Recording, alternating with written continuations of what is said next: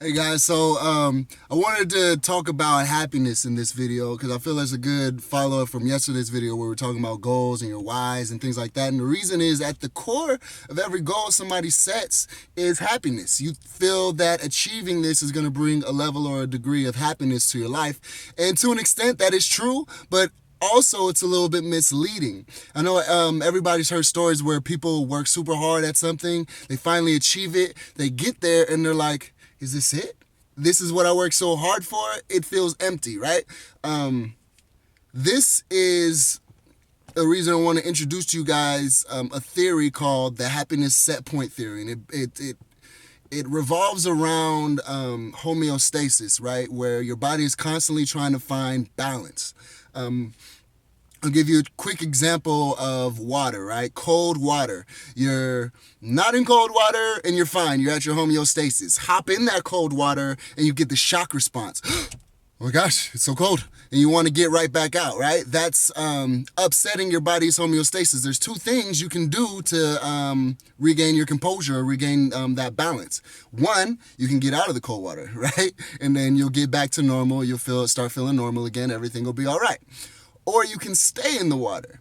What happens when you stay in the water, your body will naturally increase your metabolism. You'll start burning more energy, basically. You'll start shivering, or you'll go through a bunch of different biological processes that'll increase your core temperature, and then eventually that water that was cold before now feels normal. Your body found a new homeostasis, found a new balance with its environment. And happiness is the exact same way. If you are constantly surrounded by negativity, your body's going to lower your baseline level of happiness or your happiness expectation, so it becomes normal to be unhappy. Or if you're constantly surrounded by super, positivity or positive emotion, positive energy, your body's going to increase your happiness set point in order for that to be normal for you. So for a lot of people, being happy is just like hopping in that cold water. It's uncomfortable. So they'll subconsciously sabotage their happiness. Think of this study that was done. So they asked people to rate their happiness before and after winning the lottery, right? And obviously this was post winning the lottery, so they had to go back and figure out, their level of happiness that they were before they had all the money, right? So for an example, someone who had an apartment and a bucket, right? Wins the lottery, buys a mansion and a Lamborghini. After that initial shock or fast increase in happiness and positive energy subsides after winning the lottery, they rank their happiness no higher than what it was when they had the apartment and the bucket, but they have a mansion and Lamborghini now. How can this be? It's because they found a way to get back down to their happiness set point or their homeostasis of happiness, the balance, right? So, there's many ways to go about increasing your happiness set point.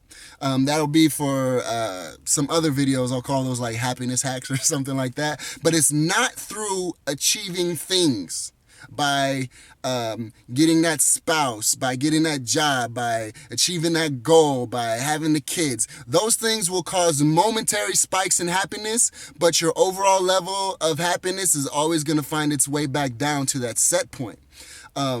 So a quick tip, treat happiness like that cold water, right? So if your happiness set point is down here, you're constantly negative, get into a happy situation, it's going to feel uncomfortable at first, right? It's not comfortable being that happy all the time. But if you hop out of that water, you can go back to feeling normal, comfortable again. But if you stay in that water, stay in that uncomfortable happiness, right? You will eventually raise your happiness set point to where that's normal for you. Your body protects you from shock that way by either increasing or decreasing your level of expectation of happiness. So I titled this video, do you really want to be happy? And for most people, the answer is no, and they don't even know it. They don't even know why they can't be happy. I just can't feel happy. They don't even know why. But it's because they've created a balance of negativity. They found homeostasis or comfortability in being negative. So when that level raises, it's uncomfortable, they find a way back down. Why can't I stay happy? That's why. So basically, I'll leave you guys with that. And there's many different ways, like I said, to increase a level of happiness permanently versus just achieving something, right? So I'll go over those things in a couple of videos. Like I said, I'll name those happiness hacks or something like that. I think that's kind of catchy, so I'll use it. But yeah, if you guys found any value to this at all, go ahead, like, subscribe, comment, share, and as always, live healthy, live happy, and live inspired.